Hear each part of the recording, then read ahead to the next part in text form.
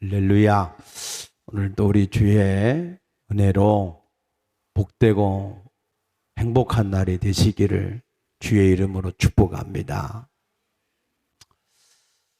우리 인류가 지금까지 가지고 있었던 사유체계, 사상, 그 사상들을 잠깐 살펴보면 중세 이전에는 신본주의의 사상이 강했습니다.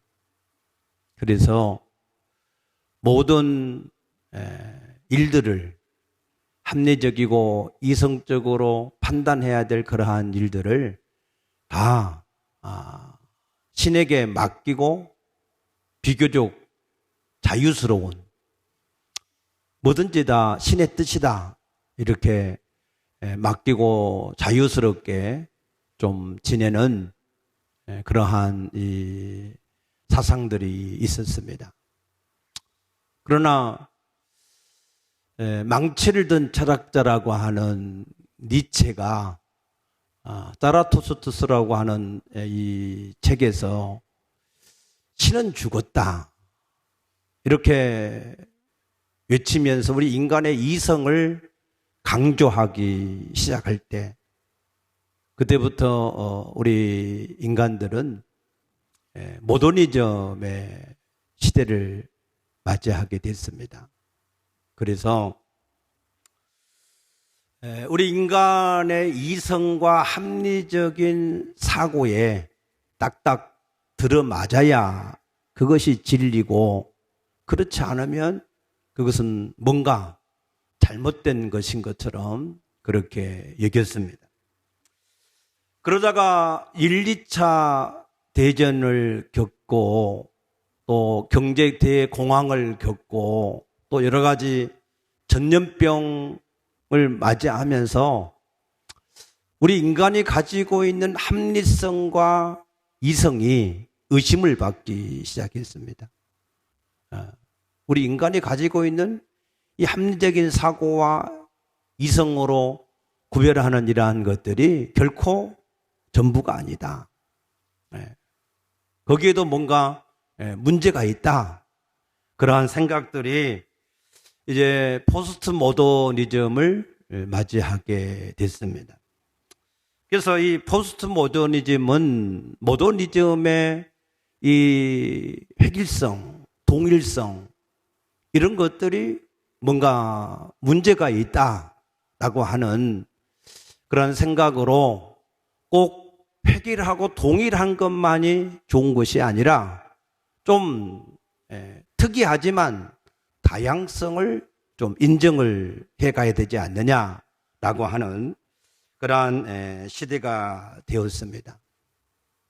이 모더니즘 시대에는 그래도 뭔가 획일화되어지고 동일성이 있었기 때문에 겉으로 보기에는 그래도 좀 뭔가 안정이 되어져 있는 것 같은 그러한 이 시대였습니다. 그러나 이 포스트 모더니즘으로 가면서 모든 게 조금 특수성과 다양성들이 나타나게 되다 보니까 조금 혼돈스러운, 특별히 실용주의의 사상이 각 나라마다 들면서 이제는 누가 적인지 누가 아군인지 구별하기도 어려울 정도로 굉장히 혼란스러운 그러한 시대에 우리가 살고 있습니다. 그래서 우리 인간의 이런 합리성과 이성의 이 판단력을 이제는 우리 인간 스스로 감당할 수가 없다 해서 자꾸만 사람들이 추구하는 게 이제 인공지능에게, AI에게 우리의 모든 합리성과 이성적인 판단을 자꾸 맡기려고 하는 그러한 시대로 가고 있습니다. 그러나 하나님을 떠난 인간은 그 어떤 것을 한다 할지라도 거기에는 해답이 없음을 깨닫게 되시기를 축복합니다. 그래서 이번에 특별히 이 코로나19 사태 때문에 많은 사람들이 불안해합니다. 왜?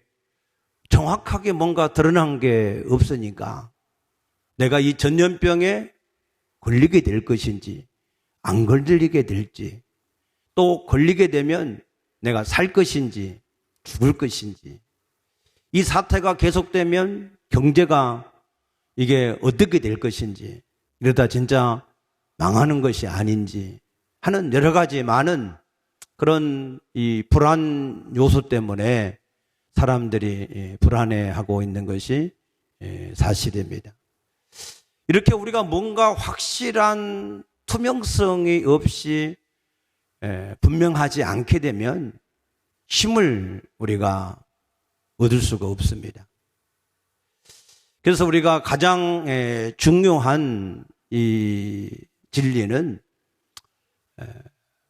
우리의 영생을 우리가 어떻게 얻을 수 있는지, 이 진리에 대한 투명성만큼은 그 어떤 것보다도 분명하고 정확해야 된다라고 하는 사실입니다.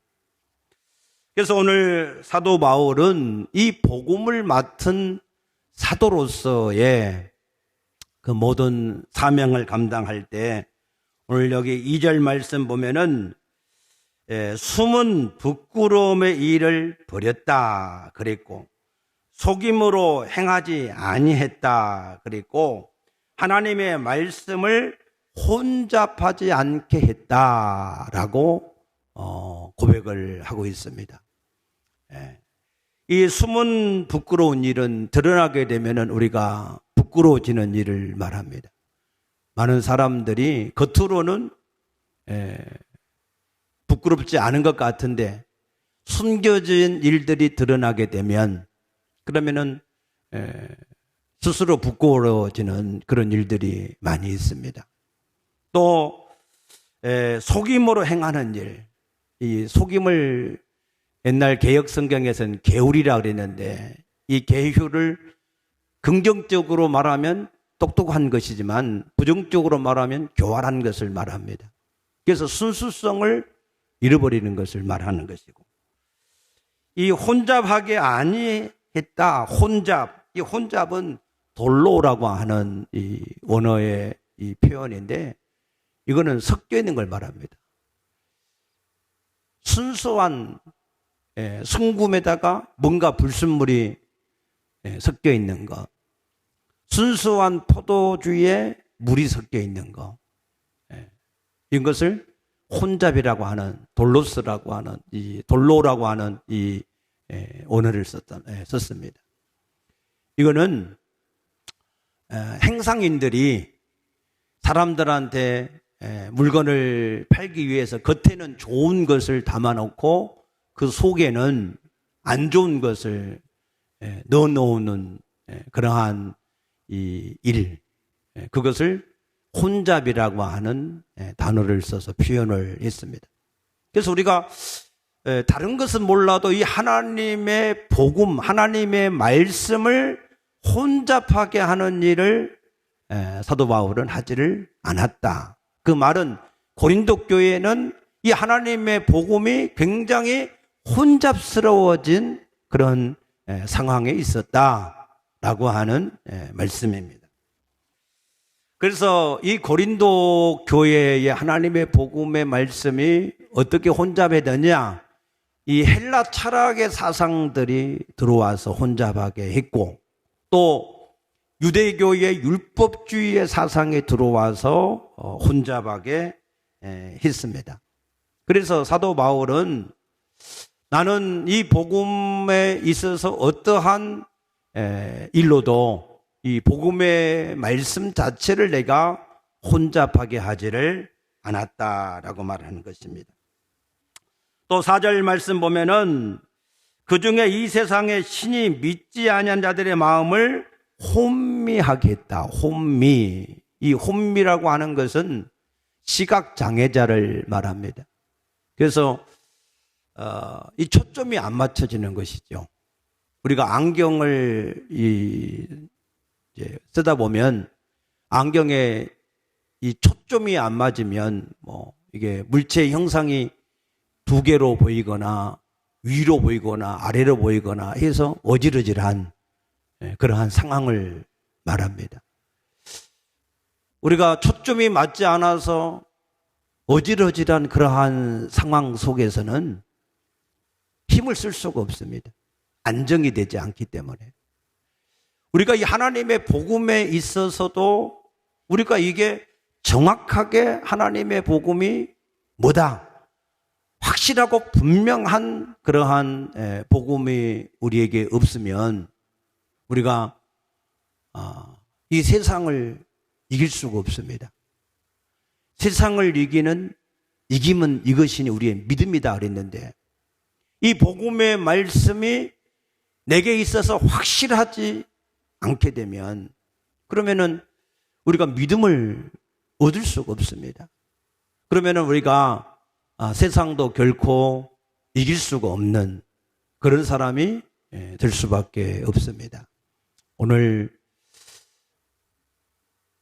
이 하나님의 말씀을 통해서 다시 한번 우리 복음에 대한 확실성이 분명하게 세워질 수 있게 되기를 축복합니다. 그래서 이 복음에 대한 이 확실성이 혼미하지 않고 분명해야 되는데, 예를 들면은 우리가 구원을 받는 이 믿음에 있어서 사람들이 구원받는 것을 믿음으로 받는다 그렇게 했을 때에 그 믿음에 대한 이해가 잘못되어지는 경우가 있습니다. 그 잘못되어진 경우는 내가 예수를 믿으면 구원받는다라고 하는 생각인데, 그 예수를 믿는다라고 하는 개념을 예수님의 생애에 대한 지적인 동의로 생각을 하는 경우가 있습니다. 그래서 예수님은 하나님이시고 성육신하셨고 십자가에서 내 죄를 위하여서 죽으셨고 부활하셨고 승천하셨고 재림하는 주님으로 다시 오신다. 나는 이것을 믿으니까 구원을 받았다. 이렇게 이 구원에 대한 잘못된 믿음을 가지고 있는 경우가 있습니다. 그럴 경우에 그 사람은 어떤 상황적인 변화가 조금만 생기면 그 구원의 확신을 가지지 못하고 혼란스러워하고 넘어지는 경우가 많습니다. 그러나 구원에 대한 정확한 믿음의 개념은 예수님이 우리 가운데 오신 하나님이시고 구세주이셔서 내 죄악을 담당하시고 부활하셔서 성령으로 내게 찾아오셨다. 그래서 내가 그 예수님을 주인으로 영접할 때 하나님이 성령으로 내 안에 계시면서 다시는 떠나지 않고 버리지 않겠다. 그래서 내가 어떠한 경우에도 구원을 얻을 수 있다. 믿습니까? 그것이 우리가 구원을 믿음으로, 예수를 믿음으로 우리가 구원을 얻었다라고 하는 그러한 이 개념인데, 이 개념을 단지 그냥 예수님의 생애에 대한 지적인 동의로만 생각하는, 지식만 가지고 있는 것을 우리가 구원을 받은 사람이다 라고 생각을 하게 되면 그 구원은 혼란스러울 수밖에 없습니다. 우리 국내 그 원자력 개발의 대부로 알려진 우리 장순흥이라고 하는 우리 한동대 교수가 있습니다. 이분은 경복고를 다닐 때 고2 때 이 서울에서 이 덕숙교회에 출석을 했는데, 그때 그분은 예수를 인격적으로 영접을 했다 그랬습니다. 그러니까 우리가 처음 구원을 받을 때 이게 굉장히 중요해요. 예수를 처음부터 인격적으로, 인격이라고 하는 건 뭐예요? 하나님이 살아계신 하나님이고 지금 살아계시고 지금 나에게 찾아오셨고 내가 그를 그래서 인격적으로 내가 예를 갖추어서 대하는 것을 인격적인 영접이다 그럽니다. 믿습니까? 그래서 그렇게 인격적으로 그 주님을 내가 초청을 해서 예수를 영접을 한 사람은 그러면은 자기 안에 예수가 있는 것이 분명하게 이것을 알 수가 있습니다. 그래서 이제부터는 자기 안에 분명하게 예수가 와서 주인으로 계시기 때문에 그래서 그 주님이 가장 원하시는 것이 무엇인지 당연히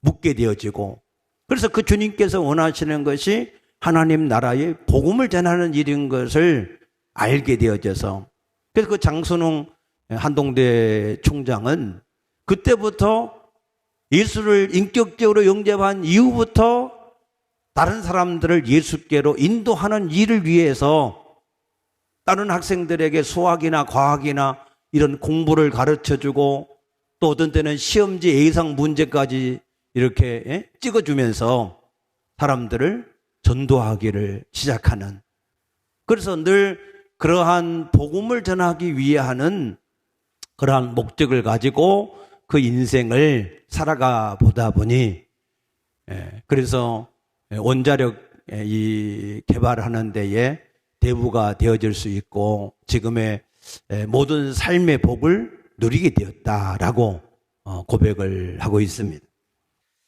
그래서 우리가 이 복음이 확실하게 우리에게 증거가 되어지는 것이 무엇보다도 가장 중요하다 하는 사실입니다. 믿습니까?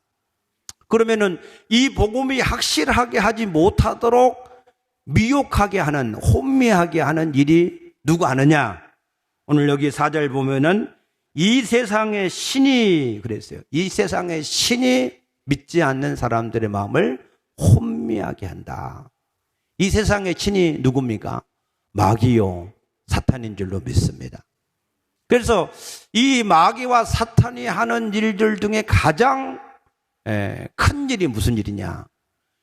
예수 그리스도의 영광의 복음의 광채를 가려보는 거예요.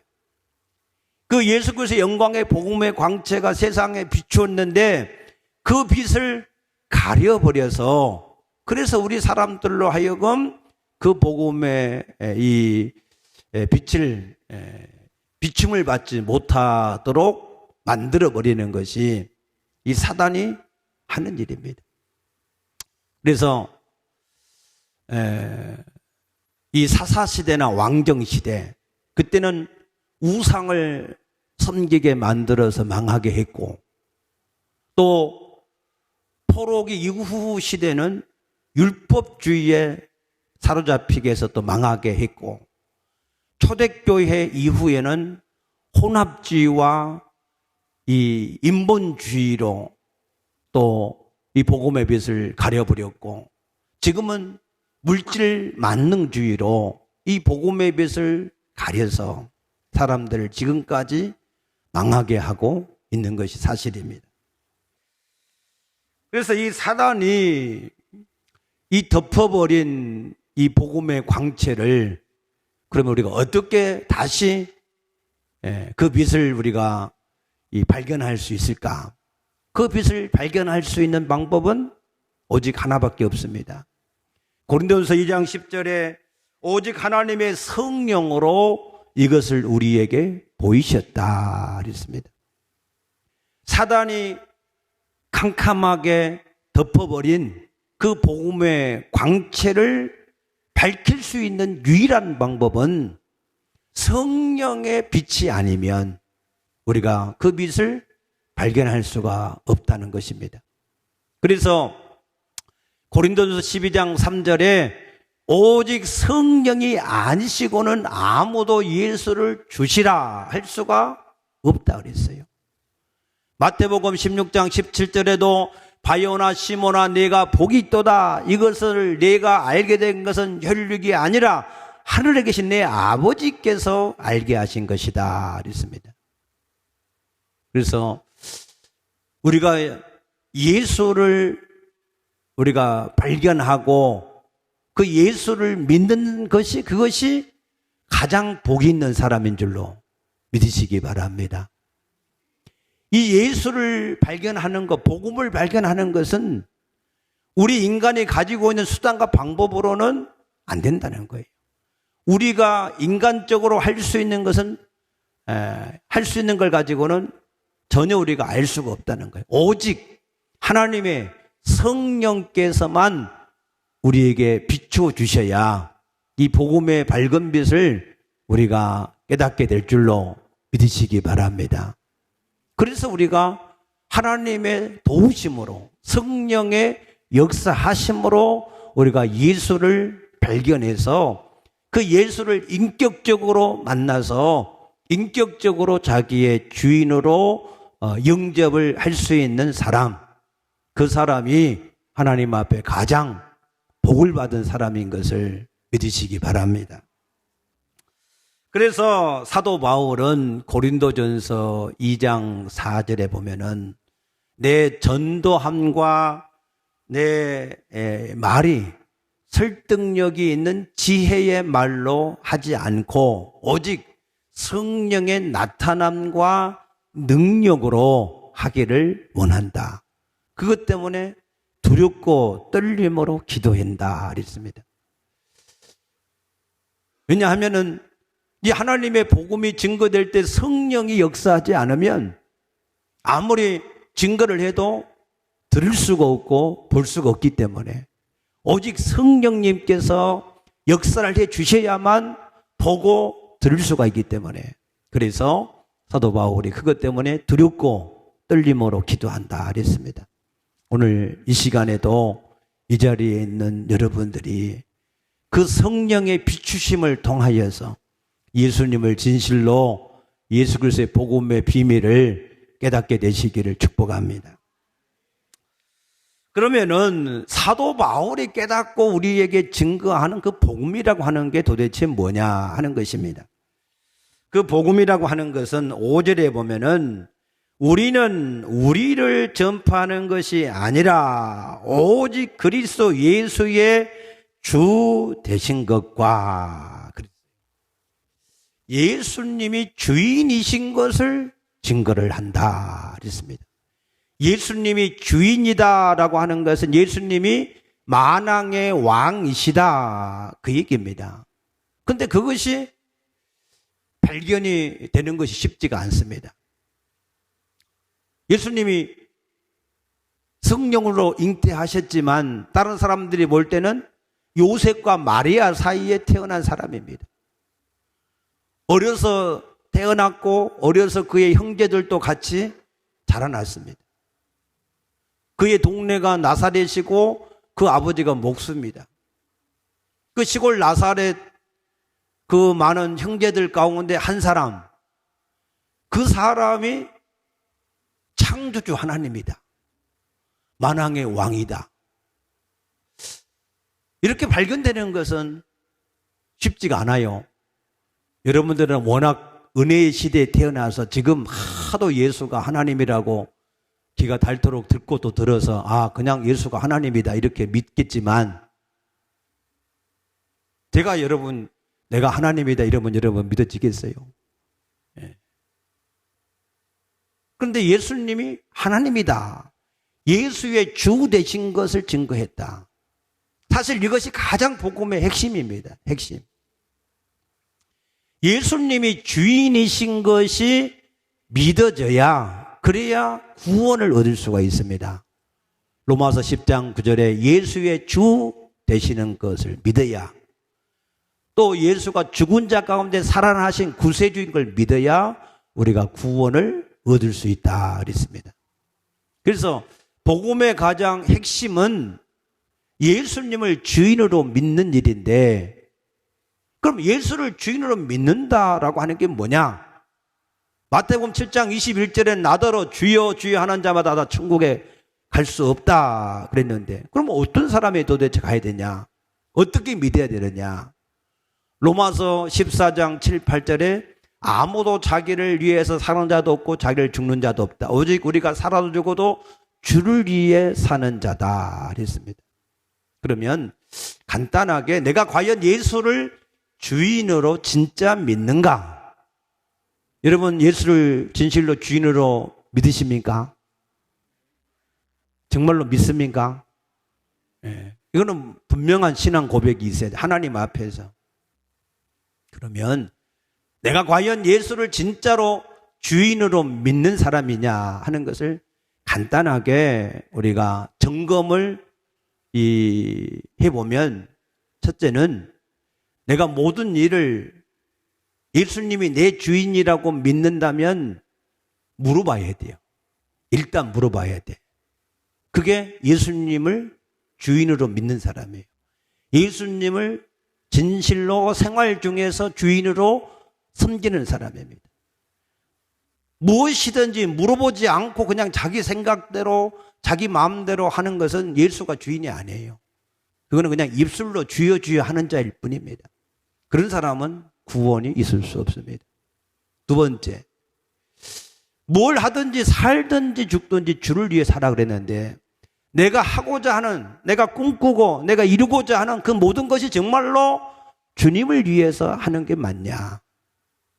내 목적의 삶의 진정한 목적이 주님을 위해서 하는 것이 과연 맞느냐 하는 질문을 해볼 때, 내가 하는 일이 그렇다. 내가 잠을 자고 깨어나고 일을 하고 공부를 하고 사업을 하고 돈을 벌고 하는 모든 것이 내가 주님의 영광과 복음을 전하기 위한 목적을 위해 사는 것이다 하면 그 사람은 주님을 정말로 주인으로 섬기는 사람이고, 또 마지막으로는 모든 일을 마쳤을 때 과연 그 모든 일로 하나님께 영광을 돌리는 사람이냐. 나는 무익한 종이고 주님이 다 하셨습니다. 그렇게 영광을 돌리는 것이 과연 맞느냐. 이 세 가지의 질문에 있어서 확실하다 그러면은 그 사람은 주님을 주인으로 섬기는 사람이 분명한 줄로 믿으셔도 됩니다. 그래서 여러분이 분명한 그러한 이 복음이 확실하게 되시기를 축복합니다. 두 번째는 사도 바울이 밝히는 복음의 비밀은 우리가 이 보배를 질그릇에 가졌다. 이는 심히 큰 능력이 하나님께 있고 우리에게 있지 아니함을 알게 하려 합니다. 우리는 질그릇이기 때문에 부족하고 연약하고 깨지기 쉽고 우리는 한계가 많이 있습니다. 그러나 우리가 보배를 질그릇에 이게 가졌으니까, 이 보배는 하나님이시고 이 보배는 전능하시고 이 보배는 전지하시기 때문에, 그래서 우리가 나는 못하지만 주님은 다 하실 수 있다. 나는 세상을 이길 수 없지만 주님은 능히 세상을 이기신 분이기 때문에 내가 능히 세상을 이길 수 있다. 그래서 자기를 의지하지 않고 자꾸 그 주님을 의지하면 우리가 세상을 이기는 자가 된다. 그래서 세상을 이기기 위해서 10절에 보면 우리가 항상 예수의 죽음을 몸에 짊어진다. 나는 안 됩니다. 그러나 주님은 하실 수 있습니다. 믿습니까? 네. 나는 못하지만 주님은 하실 수 있다는 거예요. 나는 안 되지만 주님은 하실 수 있다는 거예요. 그런데 우리는 자꾸 내가 안 되니까, 내가 못하니까 주님도 못하는 것처럼 자꾸 그렇게 주님을 무시하는, 그렇게 살아가는 이 삶이 되어서는 안 된다는 거예요. 복음의 확실성은 나는 질그릇이라서 안 돼요. 그러나 내 안에 계신 보배는 완전하신 하나님이고 전능하신 하나님이니까 모든 걸 다 할 수 있다. 믿습니까? 그 믿음을 항상 우리가 가지고 세상을 이기는 사람, 그 사람이 복음을 밝히 이해한 사람이에요. 그래서 예수를 믿으면 이제 할 수 있거니 무슨 말이냐. 믿는 자에게 능히 하지 못할 일이 없다. 주님께서 하신 말씀이 그냥 허언이 아니라 그거는 실상입니다. 그래서 여러분들이 거기에 대한 확신을 가지시기를 바랍니다. 여러분들이 어떠한 일이든지 간에 주님, 나는 하지 못하지만 주님은 하실 수 있습니다 하는 믿음을 가지고 여러분들이 도전을 해보시기 바랍니다. 그래서 주님께서 그 일을 이루어 주시기를 간절히 여러분들이 기도할 때 주님께서는 반드시 우리의 믿음대로 그 일을 이루어 가실 줄로 믿으시기 바랍니다. 시간이 없으니까 세 번째는 4장 16절에 보면은 우리의 겉사람은 날마다 낡아진다. 낡아진다. 이 겉사람은 육체를 말합니다. 우리의 속사람은 날로 새로워진다. 그러니까 이거를 인정해야 돼요. 우리 겉사람은 어쩔 수 없이 계속해서 낡아지고 결국에는 무너지게 돼 있어요. 그러니까 거기에는 소망을 두면 절대로 안 됩니다. 우리의 속사람은 날마다 새로워진다라고 하는 것은 말씀과 기도로 우리의 영혼이 새로워지는 것도 있지만 우리가 영원한 부활체의 몸을 우리가 얻어가는 것이 날마다 더 가까워진다. 그 얘기입니다. 그래서 우리의 소망은 거기에 있는 줄로 믿습니다. 우리는 이 부활체의 몸을 입는 게 우리의 소망입니다. 아멘입니까? 이 겉사람이 낡아지고 죽는 것은 과정이에요. 과정. 부활체의 몸을 입기 위한 과정일 뿐이에요. 그러니까 그거는 그냥 자연스럽게 맞이하면 돼요. 아멘. 굳이 막 안 죽으려고 막 온갖 걸 다 이렇게 그럴 필요가 없어요. 그냥 자연스럽게 때가 되면 죽으시면 됩니다. 여러분, 죽음에 대해서 자유하시기를 축복합니다.